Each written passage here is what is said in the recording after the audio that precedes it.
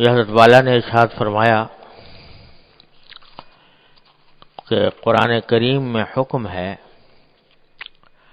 کہ لا یسخر قوم من قوم عسى ان يكونوا خيرا منهم ولا نساء من نساء عسى ان يكن خيرا منهن۔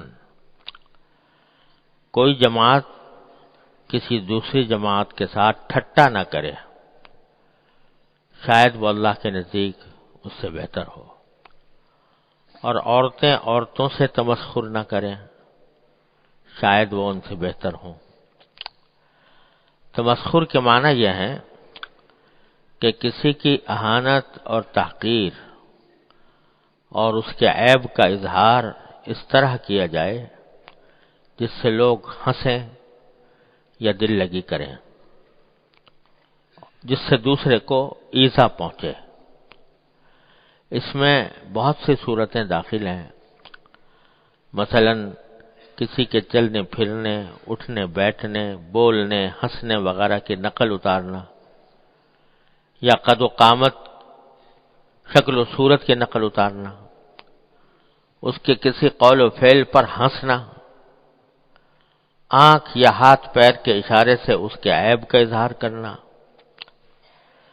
رسول اللہ صلی اللہ علیہ وسلم نے فرمایا کہ جو لوگ دوسرے لوگوں کا مذاق اڑاتے ہیں، آخرت میں ان کے لیے جنت کا دروازہ کھولا جائے گا اور اس کی طرف بلایا جائے گا۔ جب وہ سرکتا ہوا وہاں تک پہنچے گا تو بند کر دیا جائے گا۔ اسی طرح برابر جنت کے دروازے کھولے اور بند کیے جاتے رہیں گے، یہاں تک کہ وہ مایوس ہو جائے گا اور بلانے پر بھی دروازے جنت کی طرف نہ جائے گا۔ ایک اور حدیث میں ہے کہ ایک شخص کی ریح صادر ہو گئی، لوگ ہنسنے لگے تو رسول اللہ صلی اللہ علیہ وسلم نے خطبے میں اس پر تنبیہ فرمائی اور فرمایا کہ جو کام تم سب خود بھی کرتے ہو اس سے کیوں ہنستے ہو؟ بعض لوگ ناواقفیت یا غفلت سے تمسخر کو مذاق میں داخل سمجھ کر اس میں مبتلا ہو جاتے ہیں، حالانکہ دونوں میں بڑا فرق ہے۔ مزاح جائز جو حضرت صلی اللہ علیہ وسلم سے ثابت ہے، اس کی شرط یہ ہے کہ اس میں کوئی بات خلاف واقعہ زبان سے نہ نکلے اور کسی کی دل آزاری بھی نہ ہو، اور وہ بھی مشغلہ اور عادت نہ بنے، کبھی کبھی اتفاقاً ہو جائے۔ اور جس تمسخر میں مخاطب کی دل آزاری یقینی ہے وہ باجماع حرام ہے، اس کو مزاح جائز میں داخل سمجھنا گناہ بھی ہے اور جہالت بھی۔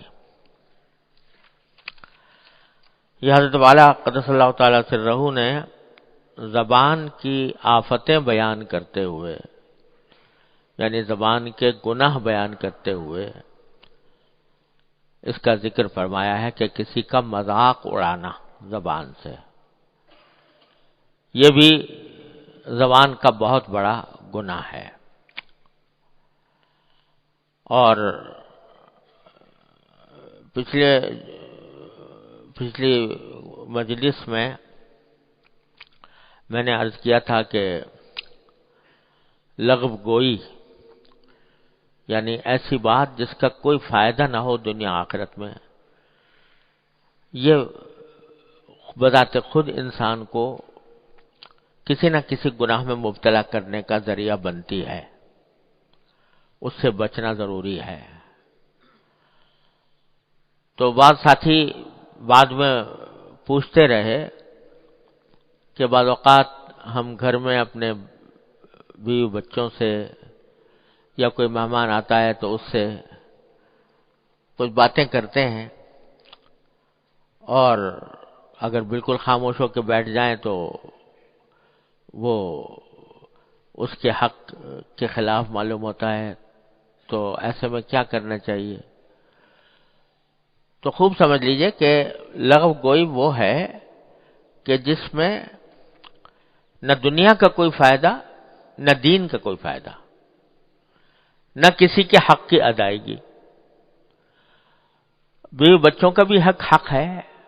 اللہ تعالیٰ نے رکھا ہے، ان لنفسک علیک حقا ولزوجک علیک حقا، تو اس حق کی ادائیگی بھی ضروری ہے۔ اب آدمی اگر یہ سمجھے کہ بھی مجھے خاموش رہوں اور ساری زندگی گھر میں جاتا ہے اور بیوی سے بات ہی نہیں کرتا،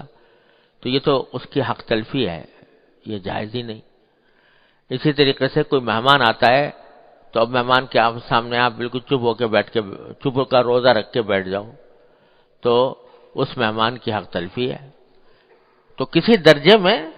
اس کے ساتھ بات چیت کرنا، اس کا دل خوش کرنا، کسی مسلمان کا دل خوش کرنے کے لیے کوئی بات کرنا، یہ بھی ایک ثواب کا کام ہے۔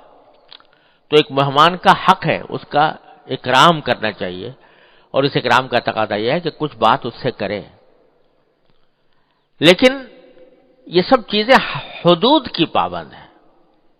ایک حد تک ہے وہ کرے۔